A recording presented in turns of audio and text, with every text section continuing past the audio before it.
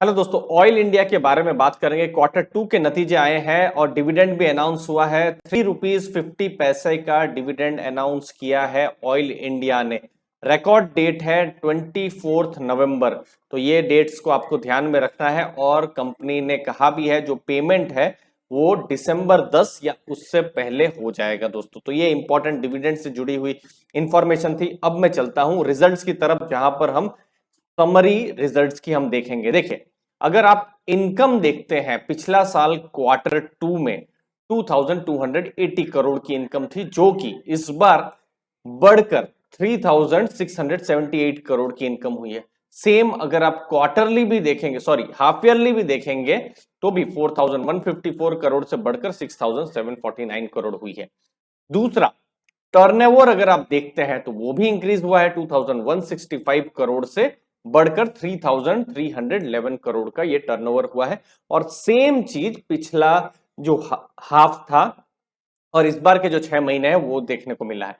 Last में net profit बहुत important है, कंपनी पैसा कमा रही है या नहीं कमा रही है।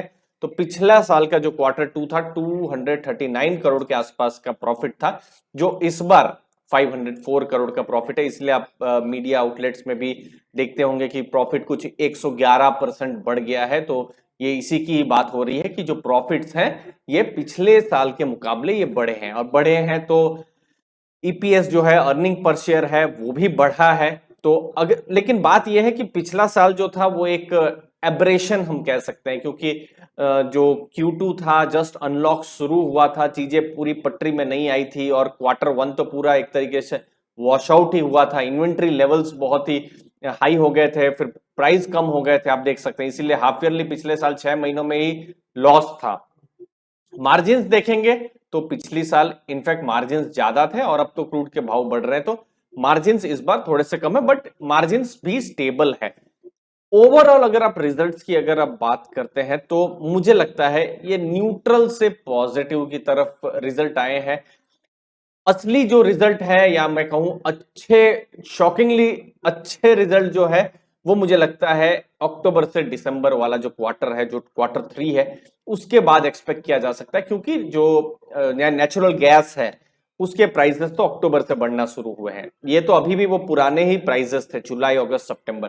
तो इसीलिए मार्केट इसमें क्या रिएक्ट करती है, मुझे लगता है ये एक न्यूट्रल से पॉजिटिव की तरफ है। बट मार्केट को जो चीज समझ में आएगी वो होगी मैनेजमेंट कमेंट्री की। ऑयल इंडिया का मैनेजमेंट जो है वो क्या कहता है, क्योंकि क्वार्टर टू हो चुका है लेकिन क्वार्टर थ्री इंपॉर्टेंट है, और उसमें भी देखिए ऑलमोस्ट नवंबर आधा खत्म हो चुका है, तो आधा क्वार्टर थ्री भी आज हो चुका है। तो यहां पर कैसा परफॉर्मेंस रहेगा, जो नेचुरल गैस के प्राइसेस जो बढ़े हैं उसमें इनको कैसा फायदा हो रहा है वो देखना रहेगा। मैं यहाँ दो चीज का इंतजार करूंगा और आपके साथ शेयर करूंगा। पहला, जो बड़े ब्रोकरेजेस ने क्या इसकी एनालिसिस करके टारगेट्स दिए हैं, क्योंकि वो मुझे लगता है एक समझने में आसान रहता है कि एफआईआईज क्या सोच रहे हैं इसके बारे में, और मैनेजमेंट कमेंट्री। मुझे लगता है रिजल्ट जो है न्यूट्रल से पॉजिटिव की तरफ है, और Q3 जो है बहुत बड़ा एक इवेंट रहेगा दोस्तों। धन्यवाद आपके कीमती समय के लिए। उम्मीद है इस छोटे से वीडियो में आपको वैल्यू मिली होगी ऑयल इंडिया से लेकर। धन्यवाद, थैंक यू वेरी मच।